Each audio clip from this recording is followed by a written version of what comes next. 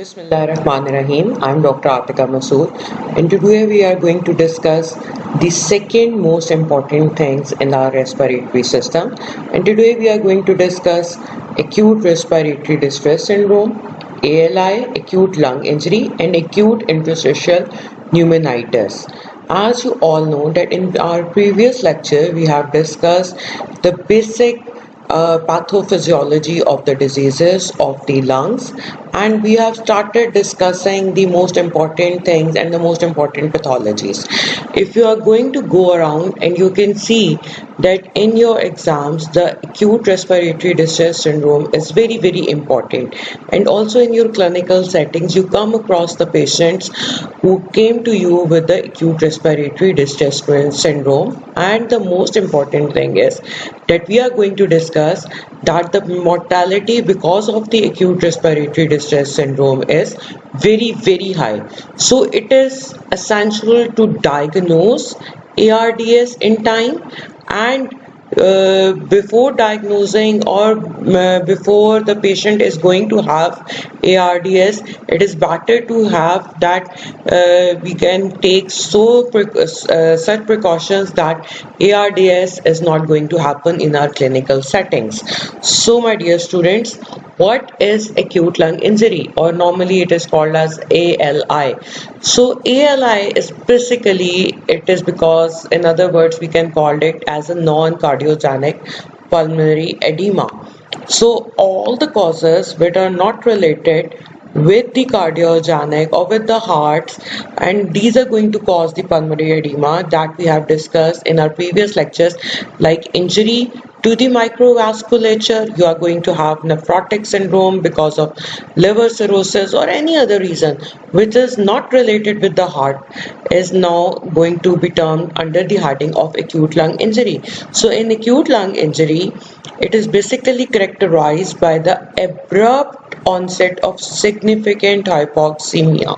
So hypoxemia means decrease in the oxygen saturation level. So whenever oxygen saturation level goes below 90 SpO2, then it is very worrisome, and diffuse pulmonary infiltrates are going to be seen in the x-rays, but there is no cardiac failure or there is no cardiac pathology. So in acute lung injury, we are going to have two important things for its diagnosis. One is the significant hypoxemia, and the other one is the pulmonary infiltrates in the absence of any cardiac failure.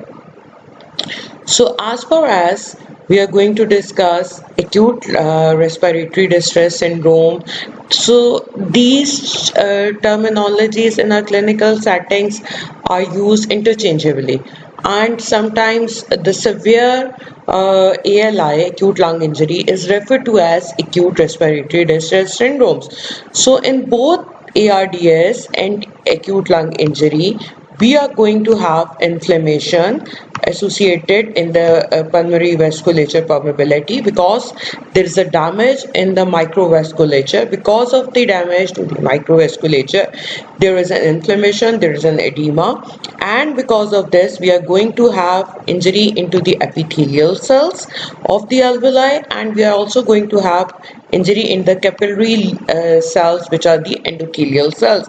So both of these cells are going to die. So because of the death of the epithelial and the endothelial cells, and all around there is an inflammation in the alveoli that is going to happen. So the name of the histological name that we are going to give to this condition is diffuse alveolar damage, because we have discussed in our previous lecture that in alveoli we have two major components. One is the capillary lumen, other are your alveoli cells, type 1 pneumocytes and type 2 pneumocytes. If both of these are going to damage, then your alveoli is no more. So it is going to be called as DAD, diffuse alveolar damage. So, what are the causes of such a lethal injury? As we have discussed, that these are all the non-cardiogenic pulmonary edema causes. And if you are going to remember from your previous lecture knowledge, that the main cause of non-cardiogenic pulmonary edema or the ARDS is the infections. So, whenever there is a sepsis in the body or diffuse pulmonary infections because of some viral origin, because of some mycoplasma, pneumocystis pneumoniae, or spread type of or miliary tuberculosis, then this can happen. Then because of the gastric aspiration in the patients who are in the shock state, patients who are on the ventilators, patients who have some severe gut type of abnormalities, and they have some paralysis, or so there the gastric aspiration can happen, and because of the gastric aspiration they can have pneumonias, and later on they can end up into the ARDS. Then comes the second most important cause, and that is the physical or injury. And as you know, any physical injury like mechanical trauma, head injuries, pulmonary contusions by the stabbing injuries, drowning injuries because water is going inside the lungs, then fractures with the fat embolism because your fat embolism is going to go in your pulmonary vasculature, and here it is going to cause the problems. Then burns, because of the burns you are going to have the whole of your protein and everything is going to be distorted in the whole body. We are going to have a microthrombi formations, DIC is going to happen. So in the severe type of burns or third degree of burns, this can happen. Then ionizing radiations because of the long-standing like Hiroshima, Nagasaki incident, or any leakage in the nuclear plants, or long-standing type of reactions to the radiations injury. Then we are having the inhaled irritants like oxygen toxicity. It could be because of some irritant gases or chemicals like phosphorus or something like that. Then we can have chemical injuries, and in chemical injuries, my dear student, just remember this thing: heroin overdrug of the methadone is very very important, and along with that barbiturates overdosage because people are using it for the as an anti-anxiety, antidepressants. So nowadays these are the major causes in our young generation of the ARDS. So we have to avoid all of these things in order to have a healthy life and healthy lungs. So now comes the hematological conditions, multiple transfusions like the patients of hemophilias, thalassemias, or the patients who are having any other problem. Because of that they need the multiple transfusion. Then there could be a reactions to that, and this can have injury to the microvasculature, and this can cause the ARDS. Then we have the most important thing, DIC. We have discussed that the microthrombi are going to be formed, and your vasculature is going to be blocked, and because of the blocking and the destruction of your endothelial cells, the endotoxins will be released, and the whole process of the clotting will be started again and again. So there will be the injury. Then we have pancreatitis, uremias. In the uremia, uric acid level is going to go higher, and in uremia it can proceed to the uremic encephalopathy, in which brain is going to be also involved, and then this uremia is going to result into the ARDS. Then cardiopulmonary bypasses. In the cardiopulmonary bypasses there could be an injury to the microvasculature, and this can result into the ARDS. Then hypersensitivity reactions to the drugs and to the organic solvents. These are the major causes. So my dear students, just remember this thing. Last time we have drawn the alveoli for you people.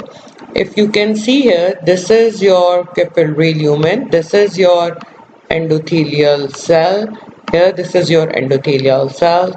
Then we have type 2 pneumocytes, and we have type 1 pneumocytes, and from this there is a membrane here. Again we have a capillary lumen here, Then this is your endothelial cell. So this is your capillary lumen.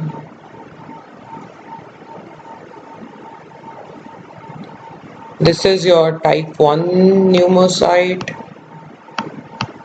This is your type 2 pneumocyte. And because of this, there is a membrane here.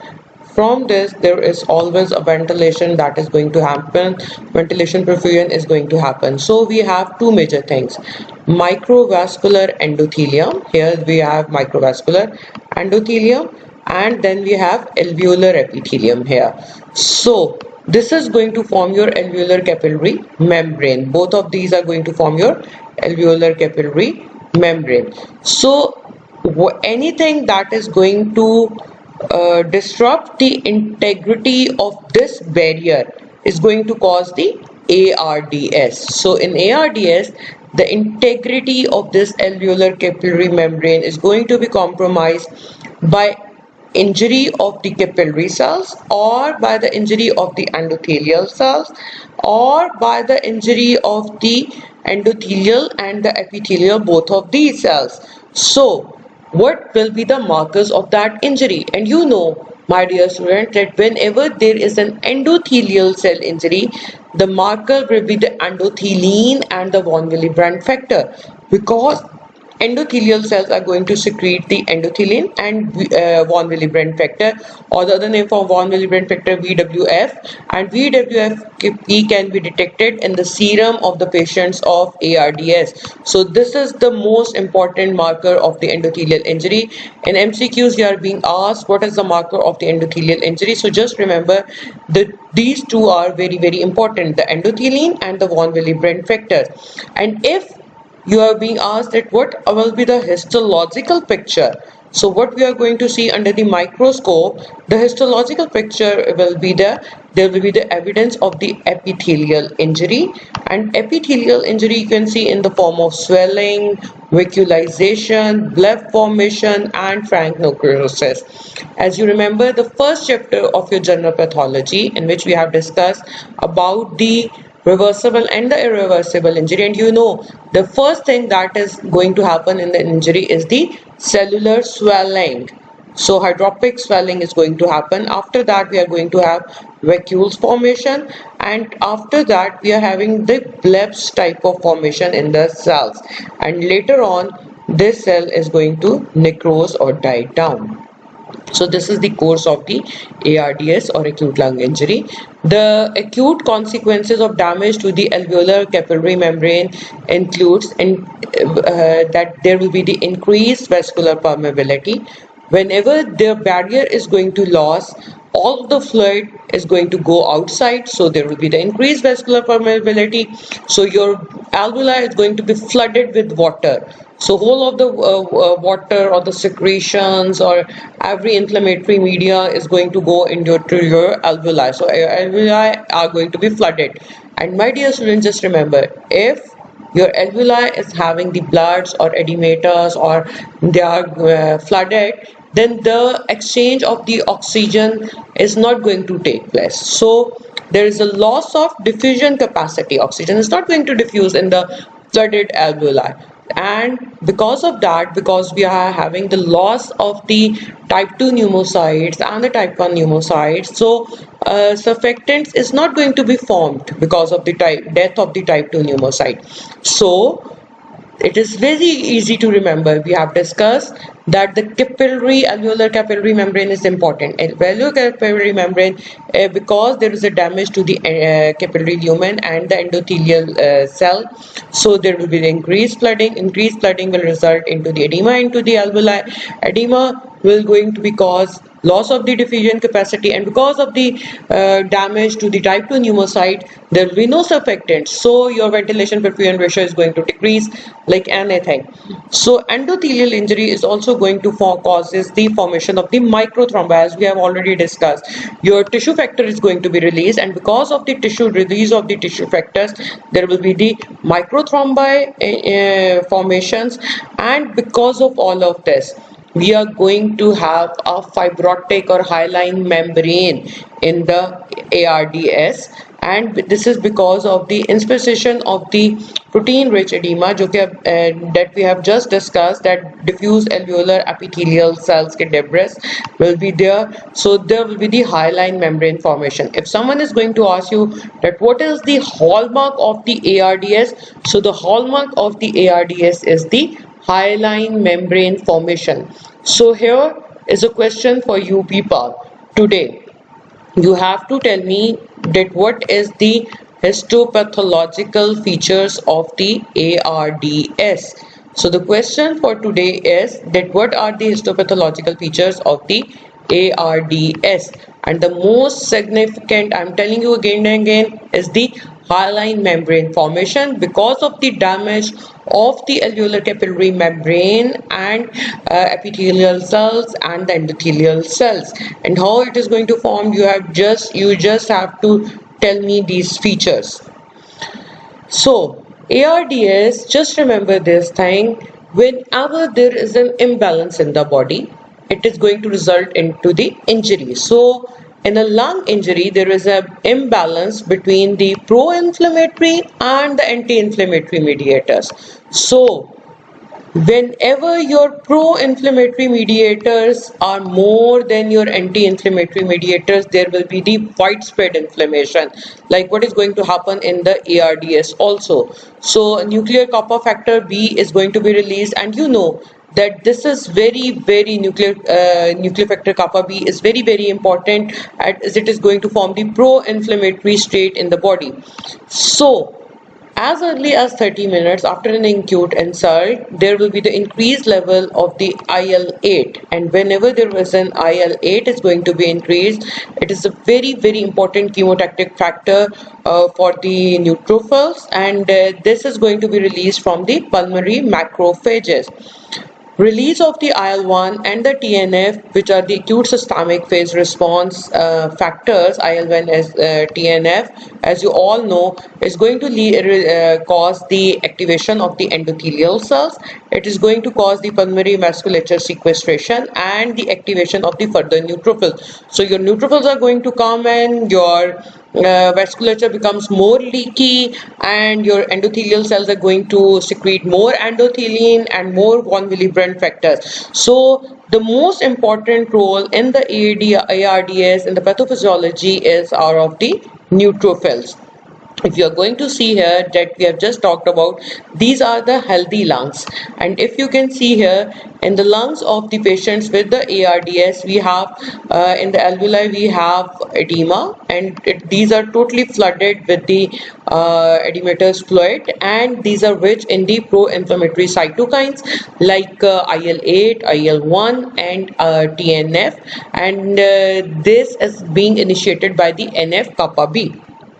So on the histological examinations of the lung, it is going to show that we have just discussed that because of the chemotactic factors of the IL-1 and the TNF, there will be the more neutrophils are coming in, and IL-8 is also going to play its role. So on the histological picture, you are going to have increased numbers of the neutrophils within the vascular space and in the interstitium and in the alveoli. So you are going to have increased number of the neutrophils in the alveolar regions also.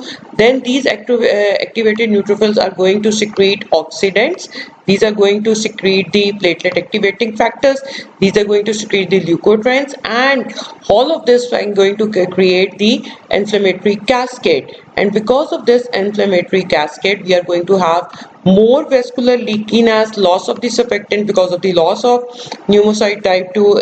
Then there will be the dysregulation of the coagulation system also. And if you are going to see, like we have just discussed, that there is an imbalance between the pro-inflammatory and the anti-inflammatory cytokines levels. There is an imbalance between the anticoagulants and the coagulants level. So level of the tissue factors which is causing the increased thrombus formation will be increased. So tissue factors will be increased because of the endothelial injury, and anticoagulants will be decreased in the plasma and the broncholar lavage of the fluids of these ARDS patients. If you are going to see this histological picture, this is very pathognomic of the patient ARDS patient presenting with the ARDS. Here you can see this is whole of the hyaline membrane. Here you can see this is the hyaline membrane formation in the ARDS. Here again you can see this is the hyaline membrane formation in the alveolar region. Again, here I am drawing it for you people so you can remember this hyaline membrane is the pinkish type of membrane, and this is going to cause the ventilation perfusion unable to happen there. And here you can see this is your capillary lumen, and this capillary lumen here it is flooded with the inflammatory cells and the congested, it is very much congested. Here you can see in the alveoli we have inflammatory cells, we have blood cells, and in the interstitial spaces we have lots of neutrophils. Here these are your all neutrophils. So just see this picture, this is the whole inflammatory state. Normally you are having a very thin type of membrane between the capillary lumen and the alveoli, but now it is having the edematous component, it is having the neutrophils, it is having the all types of, here you can see so much of the inflammatory cells. So this is going to create a havoc in the body. So ARDS is basically a balance between the destructive and the protective factors. It determines the degree to the tissue injury and the clinical severity of the ARDS.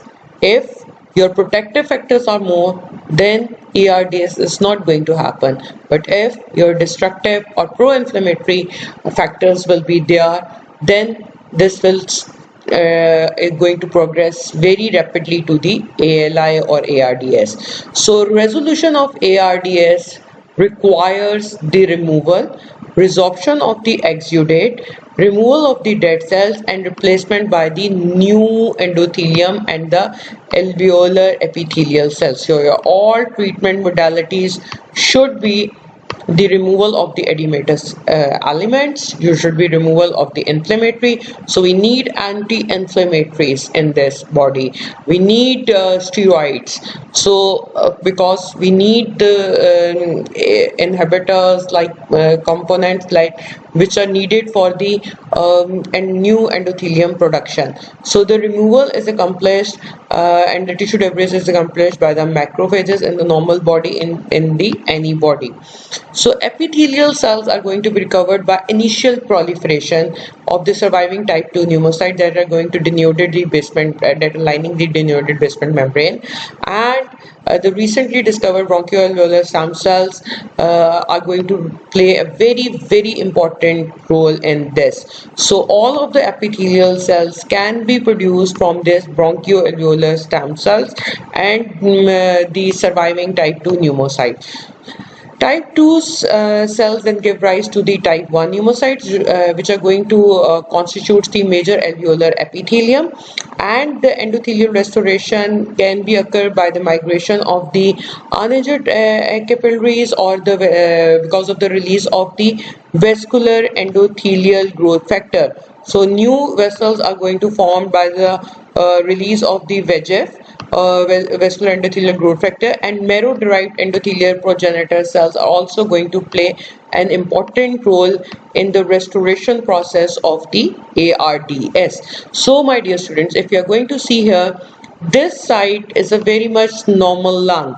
And if you can see here, these are your bronchoalveolar epithelium cells, these are your type 1 pneumocytes, these are your alveolar macrophages which are in the resting state, and it is very much innocent like looking alveolar macrophage. And here we have type 2 pneumocytes whose main function is to secrete the surfactants. So everything is going on in a very harmonious level.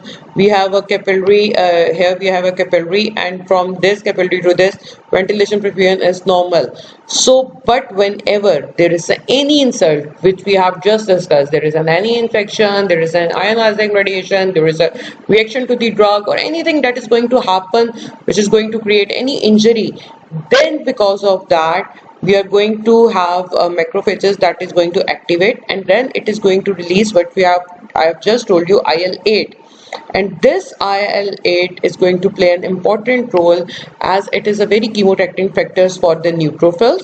So from the capillary lumen there will be the sequestration and the migration of the neutrophils within the capillary lumen, and here this neutrophil is going to release the platelet activating factors, it is going to release the leukotrienes, it is going to release the proteases, which is going to damage the epithelial cells, and here you are going to see that your type 1 pneumocytes are going to be necrosed, you are going to have a sloughing of the bronchiolar epithelium, you are going to have a cellular debris, and this macrophage is going to release the TNF and the IL-1, which are the acute systemic phase response, which are further going to activate these neutrophils, and because of this whole inflammatory stage there is an injury, there is a necrosis, and this necrosis and injury, because of the proteinaceous fluid which is going to happen here, there is a formation of the hyaline membrane. So the question for you today is, I'm again and again telling you, I'm not going to repeat this in my group or in my WhatsApp group, that what I have asked you, but my question is, what is the hallmark of the ARDS on the histological picture, and what is the features that we can by which we can diagnose that this patient is having a ARDS. I have just told you that in the serum of these patients, two major things like von Willebrand factor and the endothelin will be high. So just remember this thing, I want this answer. If we are going to talk about ARDS, the clinical features with which patient is going to present is profound dyspnea. We have just talked about tachypnea, having a acute lung injury, increasing cyanosis because of the dyspnea and the decreased oxygenation level. We are having the cyanosis and the hypoxemia, and because of all of this, the patient is going into the respiratory failure. Then if we are going to talk about the radiological examination, on the radiological examination you are having the diffuse bilateral infiltrates on the X-ray findings, and this hypoxemia become unresponsive to your external oxygen therapy. How much oxygen you are supplying by PAP or CPAP or BiPAP, it is not going to, patient is not going to respond because your alveoli is flooded with water. So whatever external oxygen you are giving, it is not going to diffuse because there will be the loss of the diffusion capacity. So the end will be the respiratory acidosis is going to develop in the patients of the ARDS. So here is the patient of the ARDS. The patient is going to, I've just told you that the patient is going to come with the tachypnea, dyspnea, we are having the retractions, we are having the hypoxemia, tachycardias, and decreased pulmonary compliance, how much oxygen you are giving, but your lungs are not going to respond, and the patient is going to tell you that my heart is racing, I can't catch my breath, I'm not getting much of the oxygen. If you are going to go for the ABGs, the patient is going to have a decreased level of the oxygen and increasing in the dyspnea, and the respiratory acidosis, very important in the later stages, and the causes we have already discussed in these patients. Those functional abnormalities in the ALI are not evenly distributed throughout the lungs. Some parts of the lungs are very much well preserved, but some lungs are totally infiltrated, consolidated, and collapsed because these are poorly aerated and the poor compliance. So your lungs are going to divide it into the areas that have normal levels of the compliance and the ventilation, so it has a good type of compliance and the ventilation, and the other are which are poorly aerated and the poorly compliant. So poorly aerated regions continue to be profuse, producing a ventilation perfusion mismatch and hypoxemia. So if you are going to see here, your heart is saying that I'm doing my best, I'm delivering you the best blood. Lungs on the other hand are being lazy, these are not going to give you an oxygen. I have nothing wrong, your heart is working absolutely normal. All of these are non-cardiogenic shock. Your brain is asking, please give me oxygen, please give me oxygen. So havoc is going on. So because just remember, heart is a good person, Your brain is asking the heart is doing its well, but there is some problem is there in the alveoli, because alveoli are damaged. Alveoli have non-cardiogenic pulmonary edema, and if we are going to see on our X-ray film, there will be the bilateral pulmonary infiltrates into the lungs, and there will be the some areas are having the more types of bilateral pulmonary infiltrates, some are having the less type of bilateral infiltrates. So there will be the hypoxemia, and in the absence of the heart failure, your oxygen saturation is going down, and on the histological picture, if it is less than 100, then it is going to cause the more severe problem. So mortality rate is very high. The mortality rate among the 1,90,000 cases of yearly has been decreased from 60 to 40, but still you can see here, still it is very high. 40% is a very high rate. The majority of the deaths are because of the sepsis or the multi-organ failure or because of the direct lung injury. Now we are going to discuss one major or one more important thing, and that is the acute interstitial pneumonia. So it is very much similar to the acute lung injury, and it is basically an acute interstitial pneumonia. As you all know, we are talking about the interstitium. So whatever happening in the interstitium of the lung, and pneumonia means there is a congestion, there is an inflammation within the parenchyma of the lung and the interstitium of the lung. So anything that is going to describe the widespread acute lung injury with the progressive clinical course, but the most important thing, of unknown etiology. We do not know the etiology, we do not know the basic cause, is going to be termed as acute interstitial pneumonia.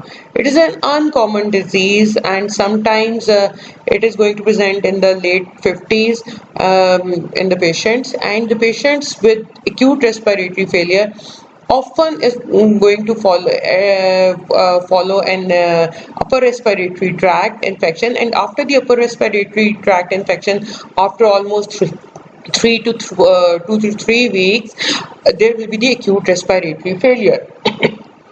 The radiological and pathological features are just similar to the organizing stage of the ALI. So there will be the fibrosis, there will be the consolidation, there will be the hyaline membrane formation, and the mortality varies from 33% to 74%, and within 1 to 3 months. So you can see here, we have talked about ARDS, then in ARDS the mortality is around 40%, but here the mortality is much more. In the surviving patients, the most important thing is that the recurrence and the chronic interstitial disease can develop. So if your patient is having acute interstitial pneumonia, there are chances that there will be the mortality is also high, and the long life morbidity level is also very high. So my dear student, thank you very much for today. If you are having any question, you can always ask me. Thank you very much.